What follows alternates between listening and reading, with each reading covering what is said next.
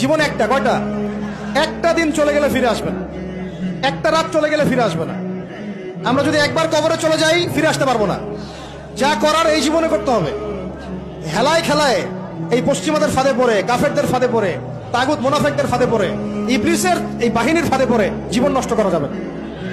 জীবনে যা করেছি তওবা করে ফিরে আসবো, যা করেছি কি করবো? তওবা করে ফিরে আসবো। বাকি জিন্দেগি আল্লাহর জন্য কাটিয়ে দিব। বাকি জিন্দেগির প্রতিটা দিন রাত, ওঠা বসা চলাফেরা শুধুমাত্র একজন ব্যক্তিকে অনুসরণ করবো আমরা ইনশাআল্লাহ। তার নাম কি? মুহাম্মদ রাসূলুল্লাহ সাল্লাল্লাহু আলাইহি ওয়াসাল্লাম এবং তার সাহাবীদেরকে অবশ্যই। এছাড়া আমাদের সামনে আর কিচ্ছু নাই, আর কোনো রাস্তাও খোলা নাই। আমাদেরকে বুঝতে হবে আল্লাহ পাক এই দুনিয়াতে আমাদেরকে তার ইবাদত করার জন্য পাঠিয়েছেন।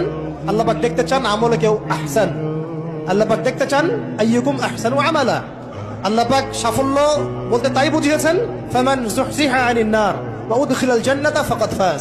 ওইটাই সাফল্য। দুনিয়ার সাফল্য চিরস্থায়ী নয়। আল্লাহ পাক আমাদের তরুণ ভাইদেরকে কবুল করেন। আমিন।